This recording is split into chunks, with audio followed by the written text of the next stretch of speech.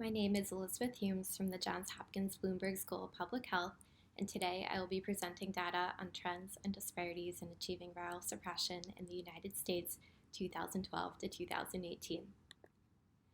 Treating people with HIV rapidly and effectively is a key strategy in the United States for the Ending the HIV Epidemic initiative.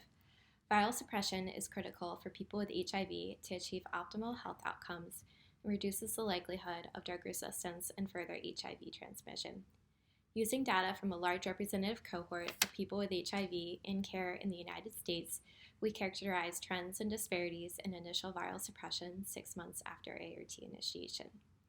We used data from 13 U.S. clinical cohorts in the North American AIDS cohort collaboration on research and design, which is a collaborative cohort study that's designed to be representative of HIV care in North America.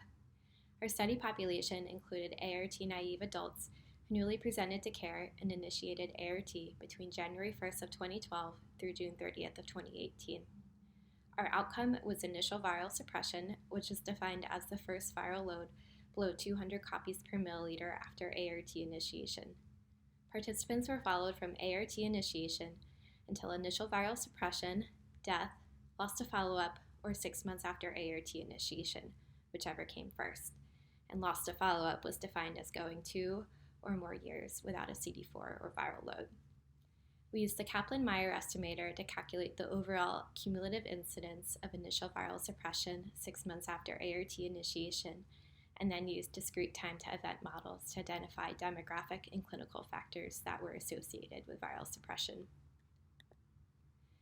Our study population included about 9,800 participants, and we found that the cumulative incidence of achieving initial viral suppression 6 months after ART initiation increased from 77% in 2012 to 85% in 2018.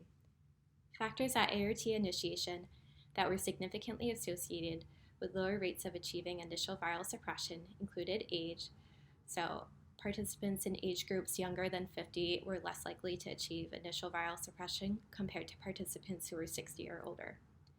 Black participants were 6% less likely to achieve viral suppression compared to white participants. We also found that both male and female IDU participants were less likely to achieve viral suppression compared to MSM participants.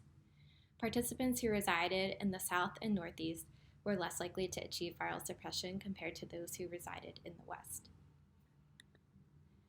Participants with a drug dependence or abuse diagnosis were 14% less likely to achieve initial viral suppression compared to those with no diagnosis.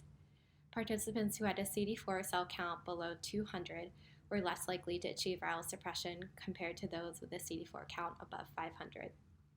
We also found that participants who had a high viral load at ART initiation were less likely to achieve initial viral suppression compared to those with a viral load below 10,000 copies per milliliter. Finally, we found that participants who initiated ART on a regimen that did not contain an integrase inhibitor were 42% less likely to achieve initial viral suppression compared to those who initiated ART on an integrase inhibitor. Other variables that were included in the final model but not displayed here due to a lack of a statistically significant relationship with the outcome included mental health diagnoses, alcohol dependence or abuse diagnoses, calendar time period, and AIDS diagnoses.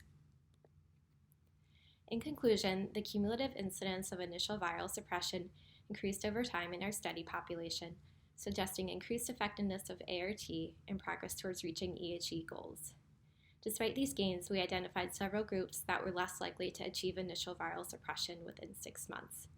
People with HIV of younger age, Black race, or with a history of drug dependence or abuse or IDU transmission risk may benefit from additional HIV care and programming support. And with that, I would like to acknowledge and thank the NA-ACORD co-authors and collaborators on this project, the NA-ACORD participants, staff, and investigators, the NA-ACORD Epi and Biostats Core, and finally, our NIH funders. Thank you.